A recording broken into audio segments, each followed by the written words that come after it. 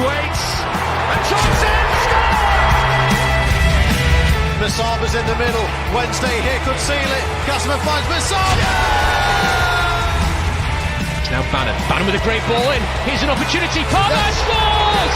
Liam Palmer has scored for Sheffield Wednesday!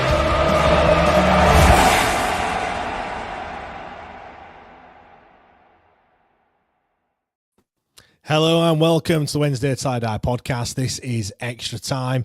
We heard all your reactions and thoughts from the John Flanagan interview that was leaked on Tuesday and then hurriedly put together and put out by Radio Sheffield. Obviously, John Flanagan of that Florida Consortium speaking about said bids that they've put in. We're going to be giving our thoughts on that, but also before we do that, we're going to be talking about a certain Mr. Cadamarteri. No, not Danny, not Bailey, the younger brother of Bailey, who's Keelan Cole Cadamarteri, to give him his full title, full name.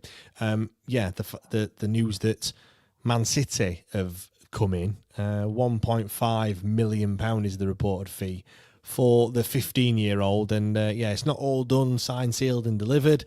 Even though Fabrizio Romano has been, what's his tagline? Here we go. Yeah, he's given the here we go treatment, but according to Joe Cran, it's not all done. He's just now been allowed to talk to Man City. I don't really know how it all works, really, because I was heard that they can just leave.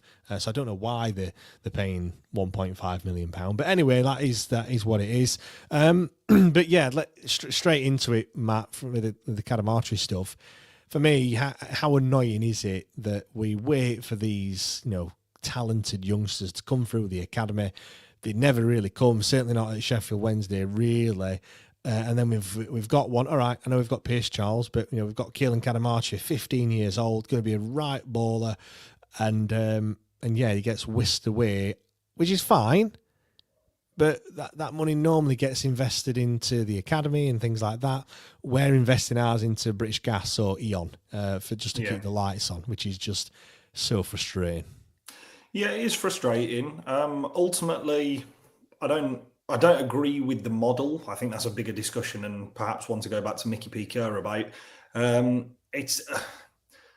don't agree with a youth players all being harvested and farmed, because at Man City, he will just be another number.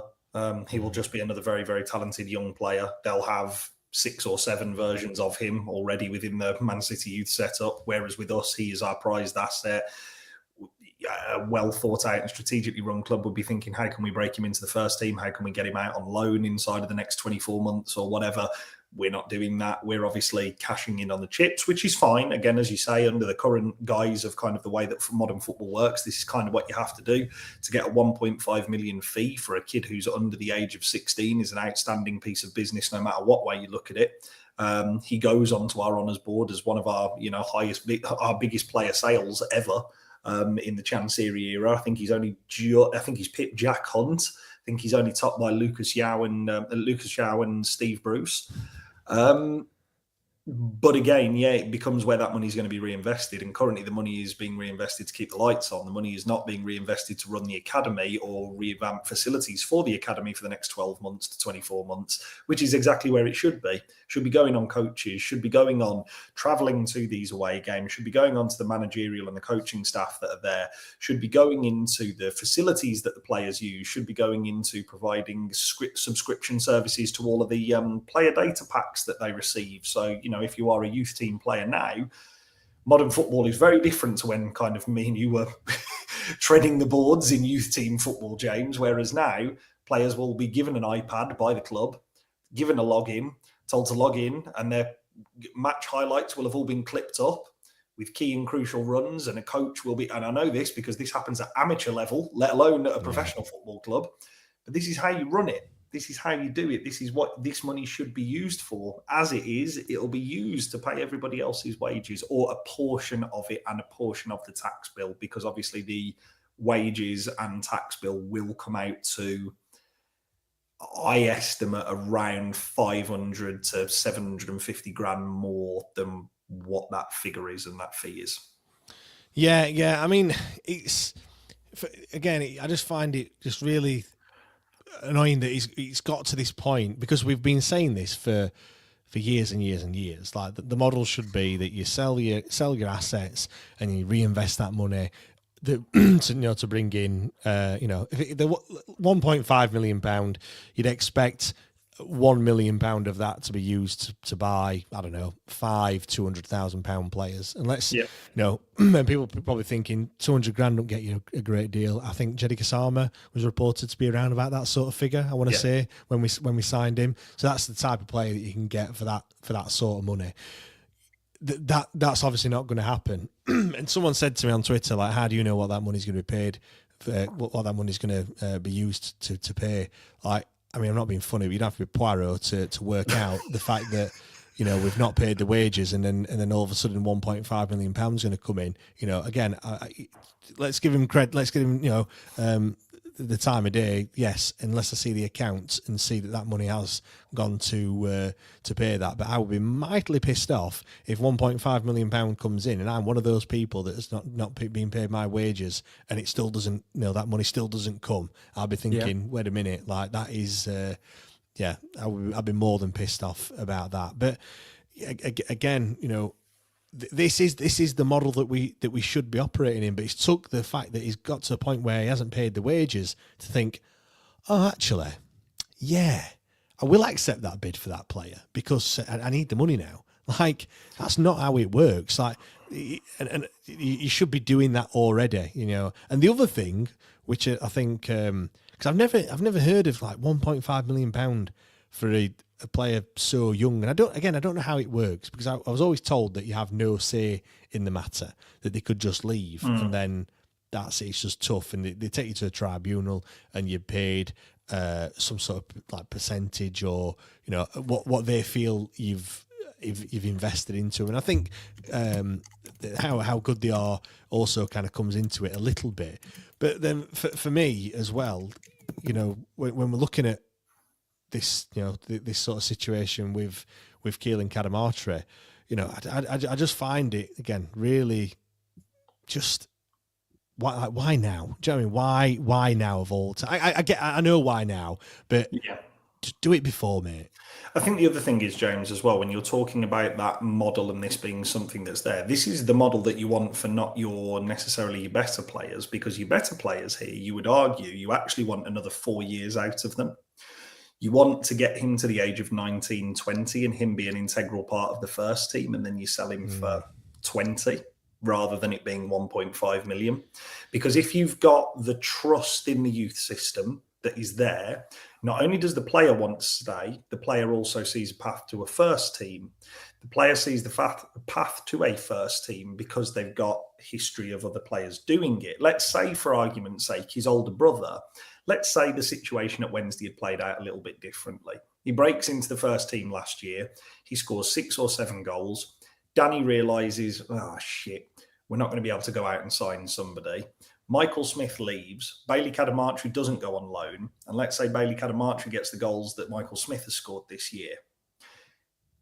His younger brother perhaps sees that, and they do something that is a little bit, off the kind of beaten track. And he says, no, actually, all of the coaches, my dad, everybody says that I'm better than my brother. And the first team manager knows who I am, and I'm invited up for a couple of training sessions every now and again, because he will have been invited up for training sessions. I've no doubt. He's played under 21s football. Like, you're honestly telling me they won't have had him in and around, even just for a rondo or like a warm-up or something like that. Or just to make the numbers up in a That's what I mean. Like, he's a bib. He's a bib on the players who aren't playing, but you get a look at him. And over the next year, when he matures to 16, we bring him around the edge of the first team towards the end of the season. We then bring him into the first team fold when he's 16, 17, scores 6 or 7 goals, let's say. He then goes on to have a better season the following year. And midway through, that team comes in January and goes, we really want him. Well, he's 15 million quid. With a buyback clause, with sell-ons, with additional fees. We're seeing this with Joe Bellingham now. The reason why I highlight the Joe Bellingham one is Joe Bellingham is a good player. I don't care what anybody says. Oh, I watched him in the playoff final and he's shit. No, he's not. He's a good player. He's currently a 32 million euro player. because he's seen a path to the first team from. I know he was bought from Birmingham City, but he's moved to Sunderland.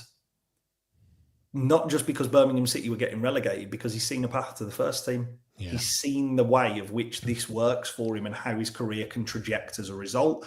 I think everybody would have been fairly confident that Joe Bellingham would have gone on to have a career in football. But it would have been really easy for him to go to a current Sheffield Wednesday or a Swansea, much like Fazio Delibashiru did, and just see out his contract. And then he has to go off to Turkey and do something outrageous to go and get picked up by somebody else, and then his career gets back on track.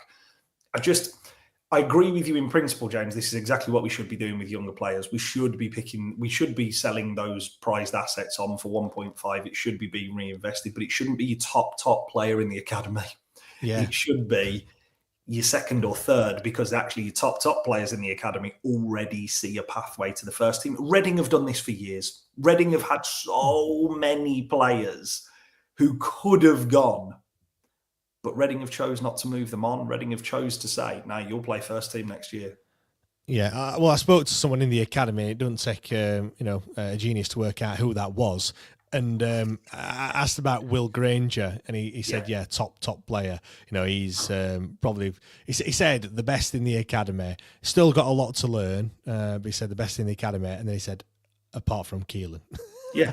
So that's how good Keelan Cadamartri is, and obviously he's banging all the goals in. One thing I would also say was that McNeil was also banging the goals in at the same level, I do believe. Again, I've not compared the two. He was banging them all in, and look what's happened. Look what's happened to him. So it doesn't always work out, which is why Man City just farm all these fantastic players. And the other thing as well is, again, he needs to go there because, again, look at McNeil. He's fallen out of the Man City academy and fell into Sheffield Wednesday in the Championship. All right, not really played a great deal, but still, he's got that on his CV. I tell you what, James, boy, will he be playing next year? Well, yeah, but that's what I mean. Is like, sorry, James, I know you were pulling up this comment here from George Nixon. Go with that one first. Yeah, George says there is a clear route to the first team this season. Although that's also the reason that he's been sold. Yeah, he's bang right. Like, there isn't a route to the first team at all. You look at, all right, Shea Charles, but you have to be as good as you're looking at. You've got to be as good as Shea Charles and being sold for £10 million to actually, get into the team.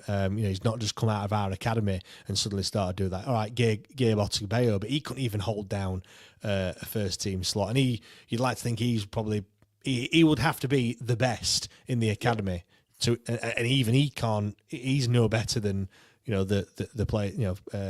He's no better than Michael Ehekwa. Yeah, he's no better than Michael Ehekwa, who was our fifth choice centre half. And don't get me wrong, I think Charlie McNeil has a lot to offer. I think he's an exciting player. I think he has the scope to become really good for us. And when I say really good, I mean a good, solid, very solid Championship midfielder. At worst, I think his ceiling is Josh Windass currently, because they've got a similar profile, they've got a similar style. They look for something that maybe other players won't see. The difference being with your better run clubs, there's 10 of them around the first team.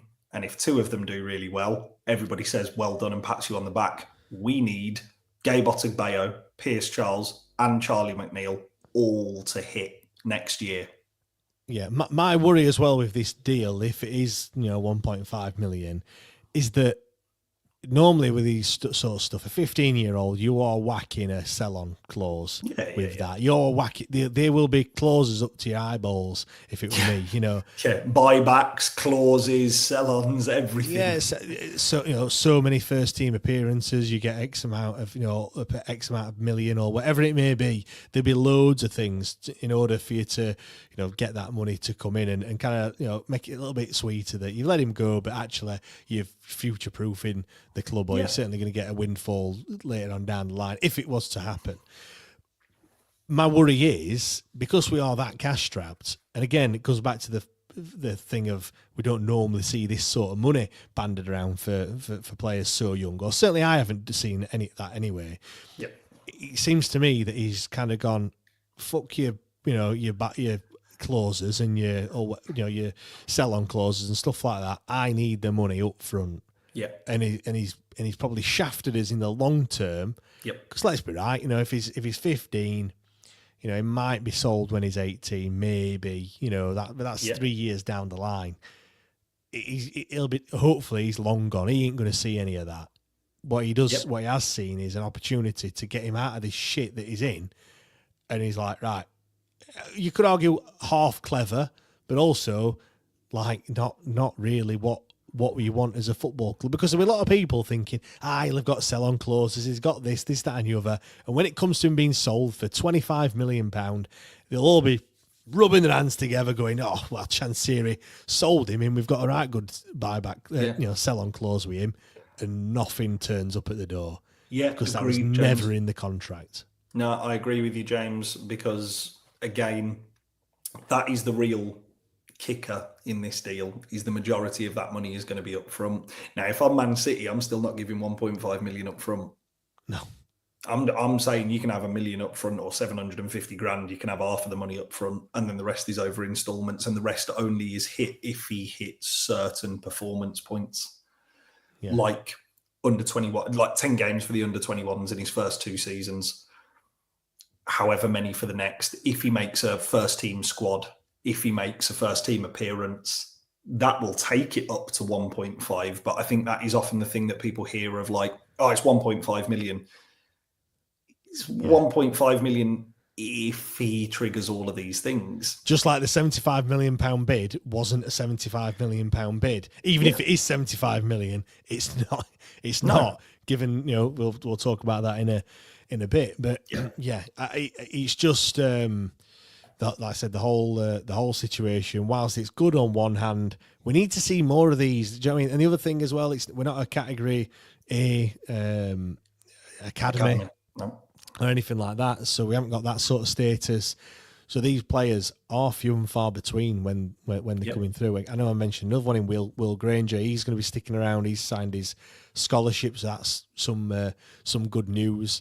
But we need to see more of these, and again, we need to see more of these breaking through into the first team. And actually, you don't have to go out there and sign all these players because they're already there staring at you in the face. You're already there waiting for their opportunities. You don't have to sign £2.5 million Ike Ugbo. You just go on, Keelan. There you go. There's your... Sorry, James. The other thing that I was going to say there is, again, if you are honestly telling me, yes, I know at the moment the balance of power in the Steel City is heavily weighted towards one side. In terms of the academy as well, I'm not just talking the first team here.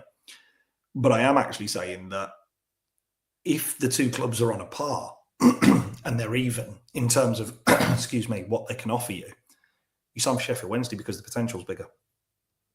The potential is far, far bigger, and you have far more opportunity to play in front of larger crowds, in front of bigger away followings, in terms of all of, if you're talking about Sheffield Wednesday and Sheffield United both finish on 94 points or whatever the fuck they should have finished on. If those two clubs are aligned, you do sign for Wednesday. You don't sign for United. But we have a history of doing this with young players. George Hurst is another one. George Hurst at the time, if you remember, George Hurst, I think, went one season, scored 90 goals across all teams and competitions that he played in. And we let him go on a free because we couldn't argue this, and we haggled it and negotiated it because he didn't see a path to the first team. Azazio Urugide and Liam Shaw also thought that they had a better opportunity at Celtic. Now, they couldn't even really get into the first team at Sheffield Wednesday, but they thought they had a better opportunity at, the biggest club in Scotland, or one of two, if you want to be. Do you know what I mean? Like that, and that's the reality of it all. That they thought they had, more, like I said, more opportunities, more chances to actually do something in their career than stay at Sheffield Wednesday, which is just really, really just shows again. It comes back to kind of how players have been managed and how contracts have been sorted and everything else. It's just not been done in the right way, and we've made mistake after mistake after mistake. And in isolation, it's just one mistake.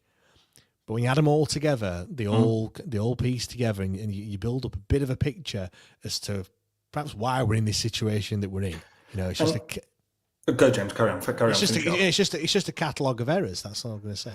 No, I agree, and I think the other thing is, historically, when you look at a club like, say, for argument's sake, Celtic, players coming out of their youth academy or somebody who is talented, where's the first place they want to go?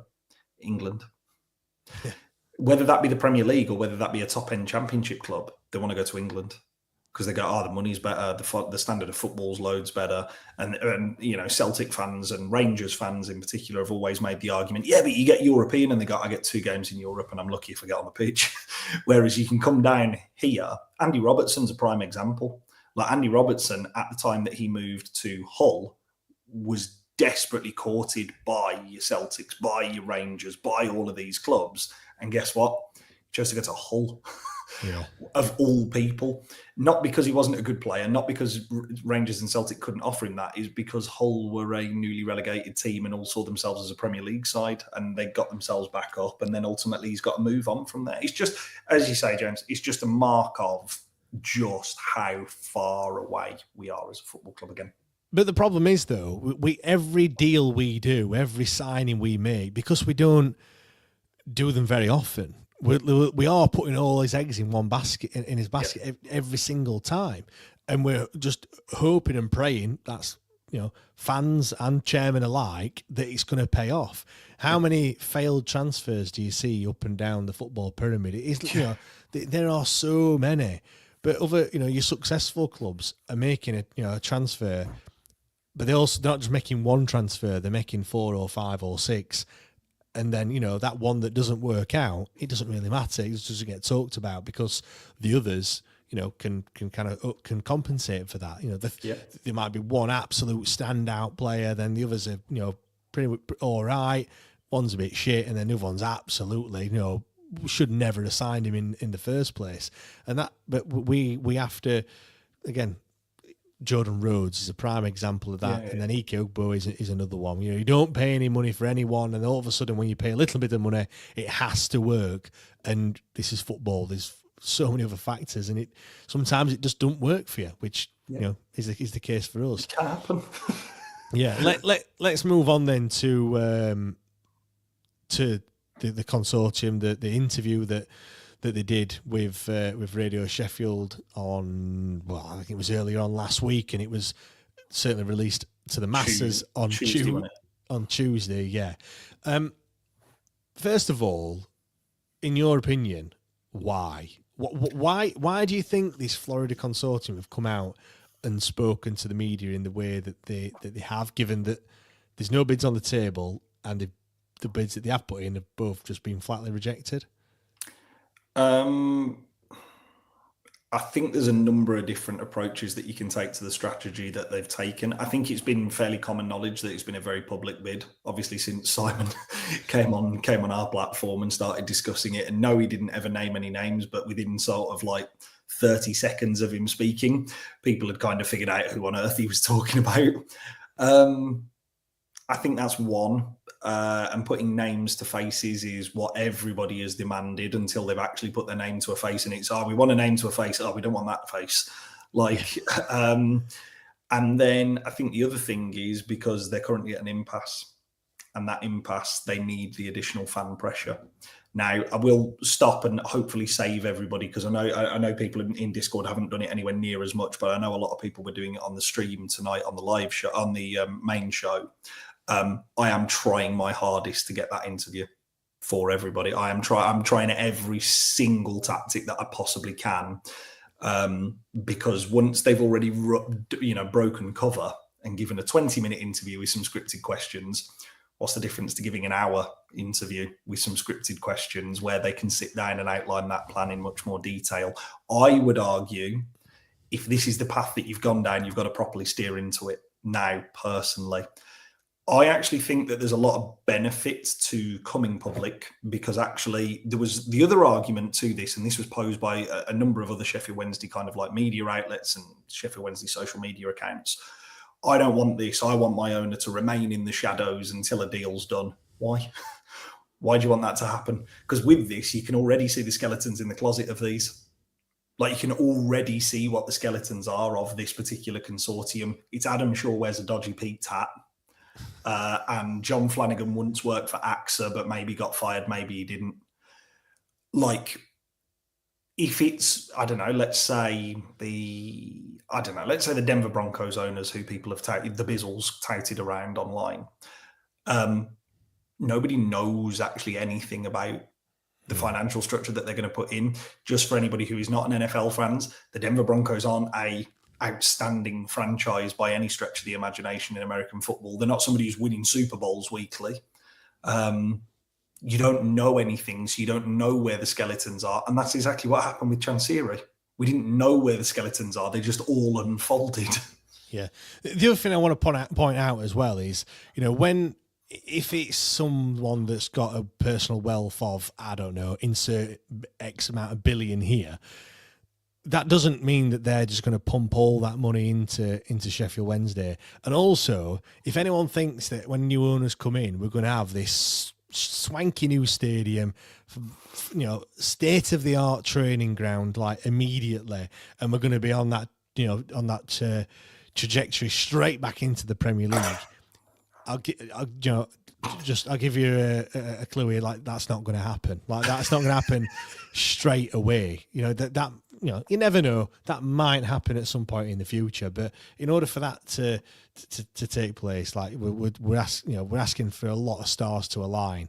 Really. And I don't think this Florida Consortium are going to be that one. They're coming into it really just being quite, look, from the face of it, like really pragmatic. And I think people asking, there's a question here from Tony saying it would be nice to hear more from them, and they also goes on and said not sure what though. And I think that's true. A lot of people are asking for more. Everyone wants more information until they hear that more information, and then all of a sudden they don't want it.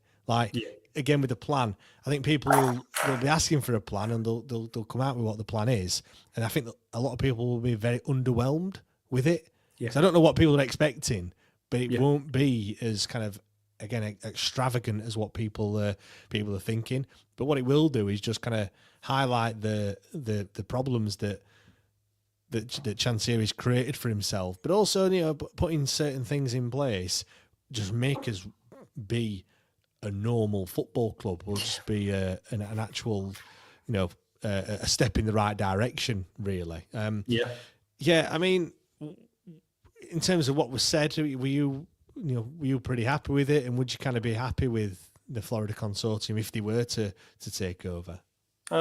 Yeah, for a number of reasons. The first one being it's not Deshpon Chancery. But again, that phrase has been, and I don't want that to become a throwaway phrase. The reason why I say that is because this is a consortium who are clearly coming in with a plan, which is a good start. When I say anybody but Deshpon Chancery, I don't want the Sunderland situation where Sunderland were sold and then they were sold to somebody else who didn't have a fucking clue and wanted EDM music playing as the teams walked out. And it's on the first two series of Sunderland Till I Die are hilarious content. But if that's your football club, it's not so fucking funny. The reason why I suppose I would say yes to them is because, number one, we already know of two people who are involved. They've already engaged fans, irrespective of what people want to say about them. They have already engaged fans, whether that's through Simon and the messaging that he's been putting out, because he was very honest and said he's been acting as an advisor or a go-between between kind of like them and the wider fan base. And I know that will have angered some people because people have a particular feeling about Simon, but that shows that they are plugged into Sheffield Wednesday for a start. Like, that does show that they are plugged into Sheffield Wednesday. They just happened to hit a anonymous, up until the point he appeared on our podcast, an anonymous social media account and a fan who was desperately seeking to try and get a consortium bought. The other reason is, James, for that exact reason. They're not trying to do anything groundbreaking. They're not trying to rip up the rule book and start it from afresh. They understand that this needs stability for a little while. And when I say a little while, I mean 2 to 5 years. Yeah. 2 to 5 years of just growing as a steady mid-table championship club and solidifying in the division and building a team that not only you can be proud of, but a stadium that has bare minimum running water.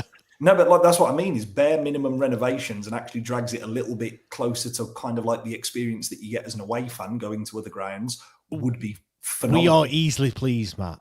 As a fan base, really. We are really easily pleased. I go back to that meal deal. Christ almighty. Anyone would have thought he just reinvented the wheel when he came out with that. Everyone were buzzing off the tits, and they ran out of Pringles as well, which is just absolute peak Wednesday. Absolutely. But it goes back to this point that Tony Roper's made again in the chat, is this just a proper run club will do me fine.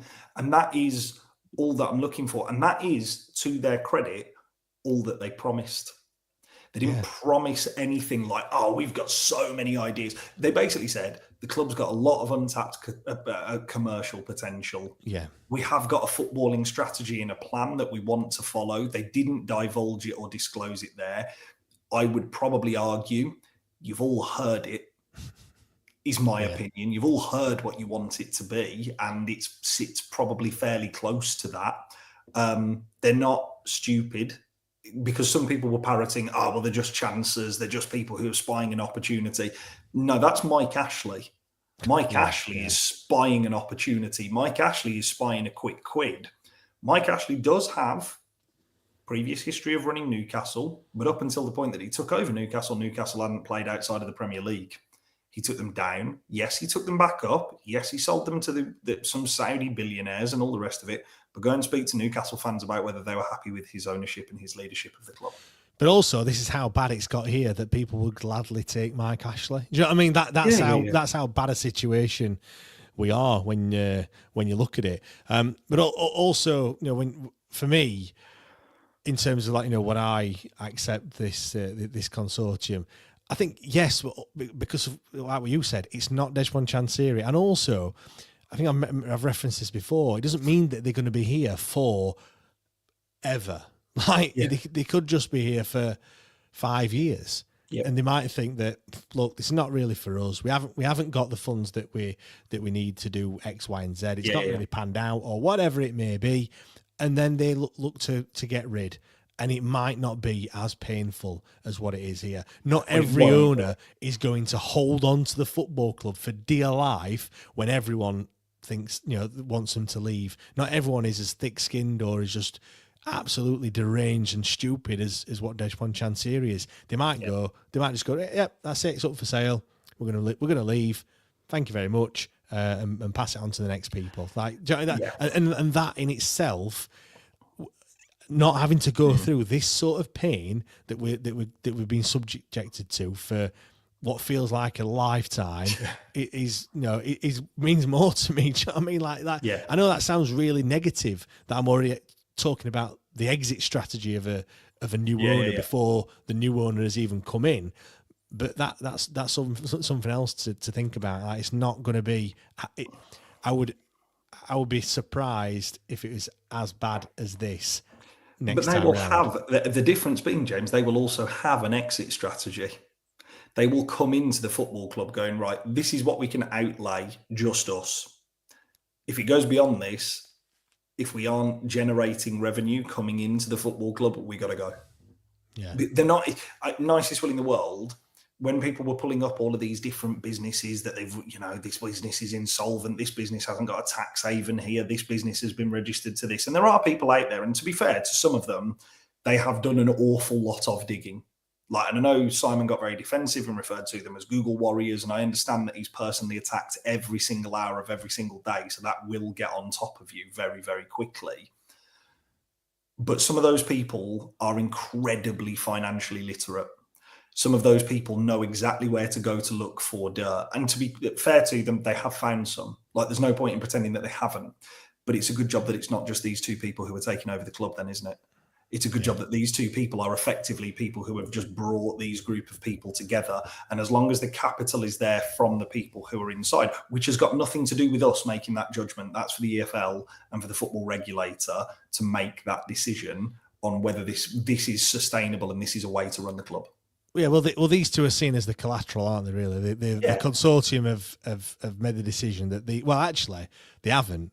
They've made the decision that John Flanagan was always going to be the front man. They never made the decision on Adam Shaw. He was just publicly outed by Dejphon Chansiri himself. He stopped short of calling him by name. But again, you didn't have to be a detective to work out who he was talking about. So actually, he may never have been ever spoken about with this this might not never have been their plan, even though you would have kind of again put two and two together and worked it out yourself.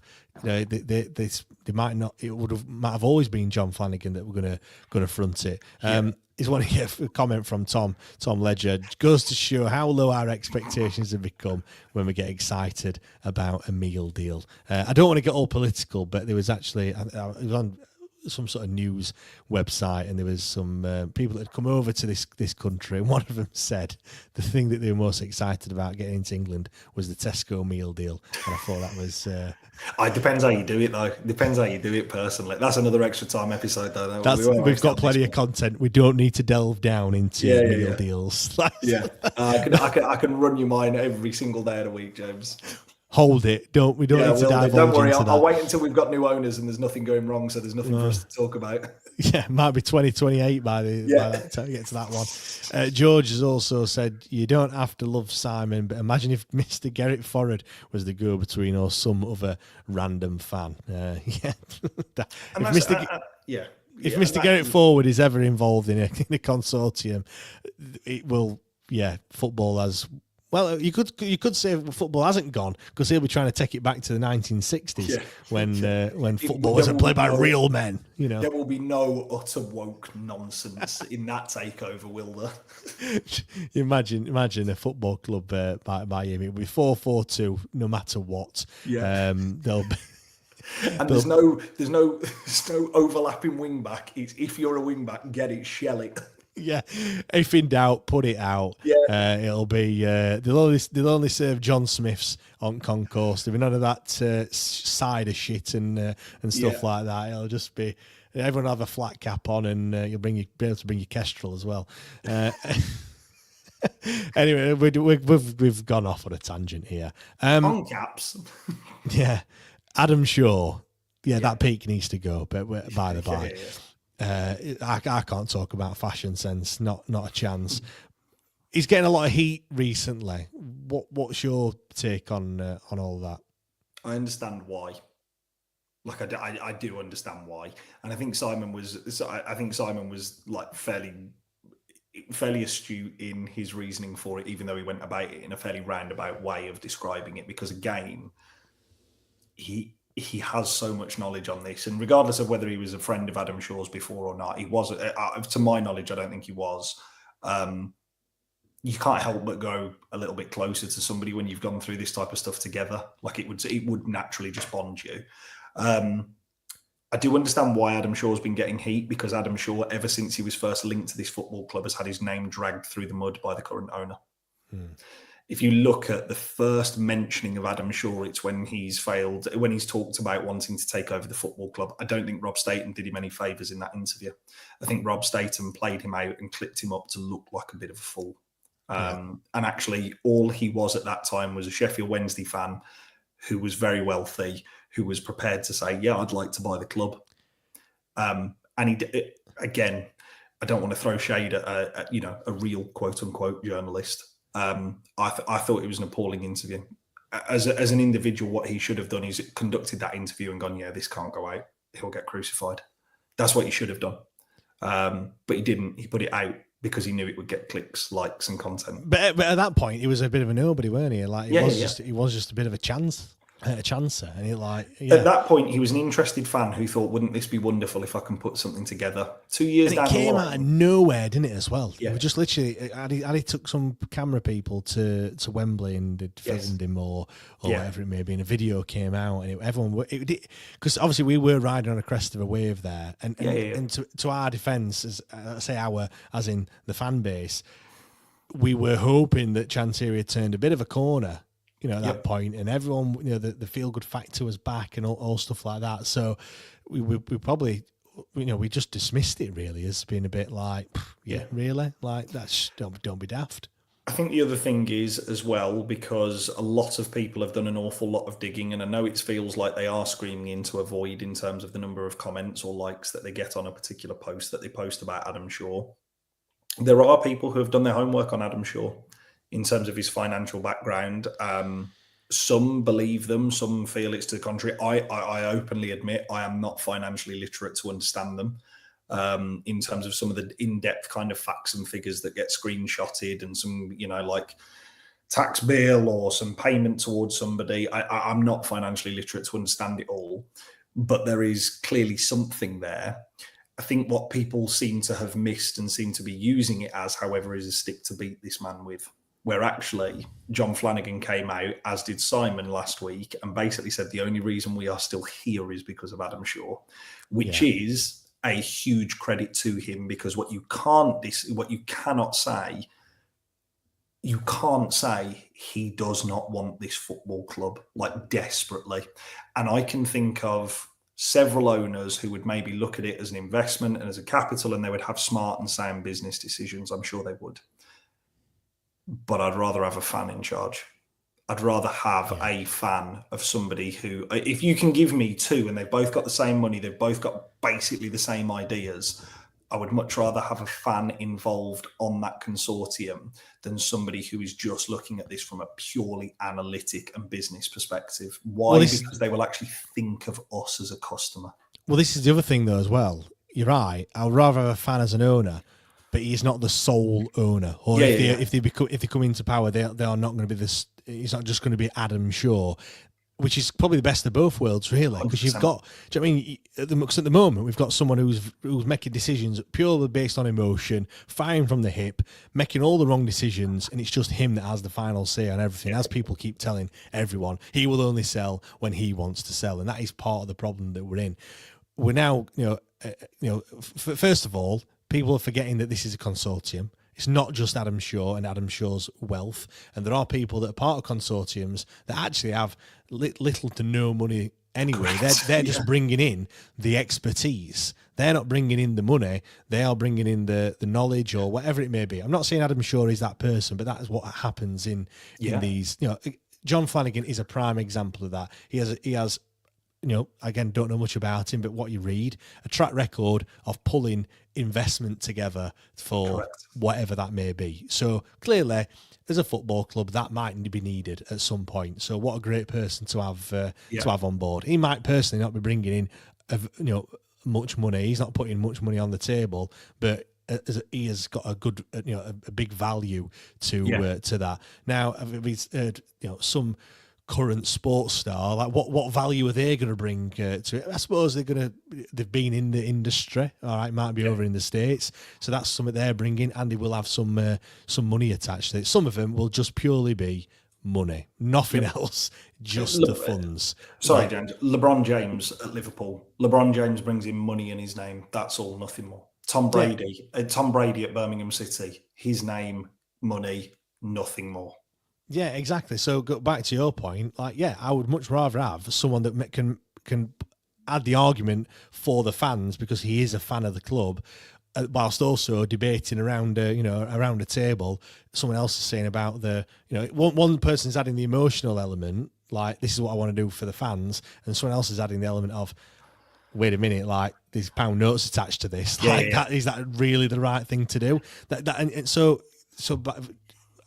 A consortium probably is the best way to go. Whether it's this one or not, I don't know, but I'd rather have having one person owning the football club is a massive, massive no-no, because we're just going to, it's just his way or the highway, and we've seen that pan out. Well, again, and it's the same, because I would never just write off a one-person owner the same way as I would never just write off a consortium.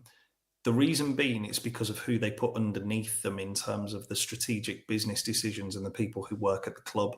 Because currently there isn't anybody. The reason why a one-person owner doesn't work at our club is twofold. Obviously, he's run out of money. But secondly, he's not appointed people to the correct positions within the football club. Because if this consortium comes in and you have got somebody like, let's say, John Flanagan heading it up, and they've sorted the deal, they've brought all of this, Adam Shaw's made sure that they've not gone anywhere. You've got, let's say 20 people behind it. I have no idea whether that number or figure is anywhere accurate. Let's say 20 people behind them who bring the money, let's say. John Flanagan's job is not to run this football club. John Flanagan's job is to appoint somebody to run this football club. Yeah. That person is then like a general manager. And this is why I get so excited when people talk about bringing an American sports model to an English football club, Because actually, an American sports model, if you look at it, the owner is just literally an owner. All they do is own the team and they provide the cash. They are very, very comfortable in just being, oh yeah, I'm the bloke who signs the checks. Everybody else who works underneath them, there is a general manager, there is a head of the sports science side of it. There's huge, it goes off in strands. There's your commercial director, there's this, is your scouting network. And all of these people just carry out their job. And actually, if you build a well-rounded structure underneath it, all John Flanagan actually has to do is do what the Wrexham owners do, which is turn up 4 times a year, show your face and make sure everything on the surface of it is running as it should. Aside from that, you let people do their jobs. And that is why people have walked away from this football club previously, because they're put in positions where they are physically incapable to do their job because of the current owner's meddlesome kind of ways. Yeah, George has said this consortium is good because it involves both head and heart. Not sure if Chancery has either. Yeah.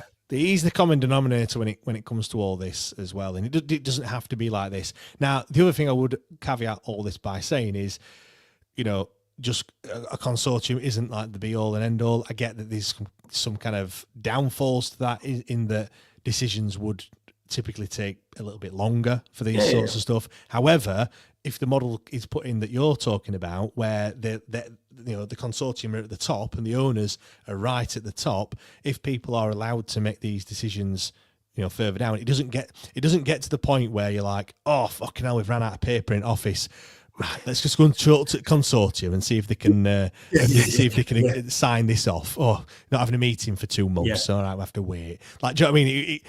Surely it gets to a point where there's a budget and things can be signed off, and things just happen, and people can take, they've got accountability for stuff until the next meeting when they go, oh, we spent a bit too much there, or we didn't. Do you know what I mean? There's all that sort of stuff. So. Yeah. Sorry, James, but if you just look at our current setup, and this is going to sound derogatory, and it's really not meant to.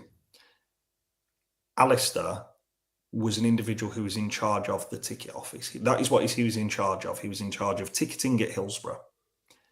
He is now in charge of day-to-day operations at the football club for everything.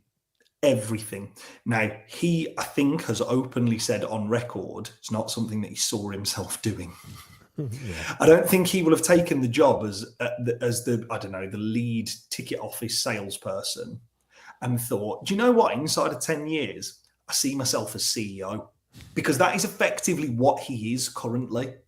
Our head of communications, Trevor Braithwaite, is not actually able to communicate. He is allowed to send out what the chairman says he can send out. But those are the only 2 people behind the scenes, aside from a handful of others, who actually have the autonomy or a direct line to Chancery.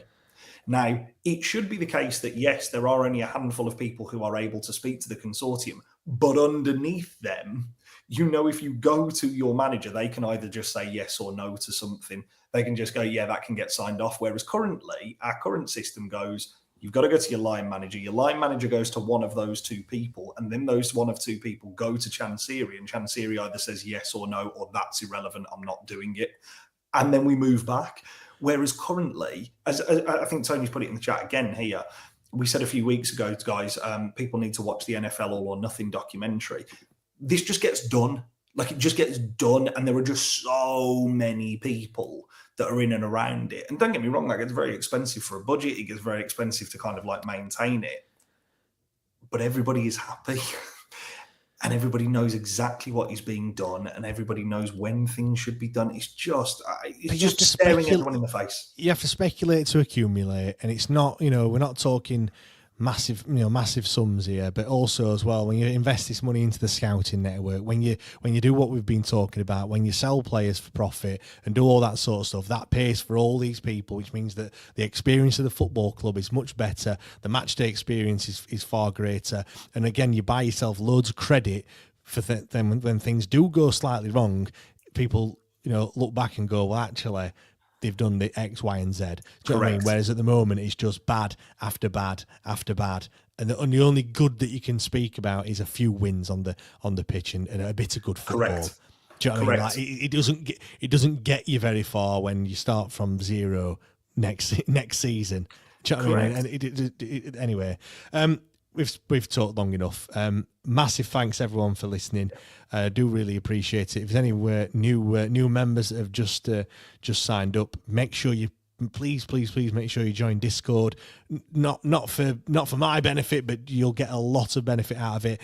Yeah. Maybe your boss at work won't like you for it because you probably won't be doing a great deal of work this week. But do join Discord. It's a fantastic community. I know I say it every single week, but there's some great discussions on there, especially about all things that's going off. And it's probably the first place that you find news as well, unless you're going to click on notifications on every single person. Anything of note gets posted straight in there, and we'll chat about it. But no, thank you very much, everyone. Do really appreciate it. And we'll see you all on Wednesday for the Sheffield Wednesday Trust Fans Forum, which we will be live streaming as well. But thank you very much, everyone.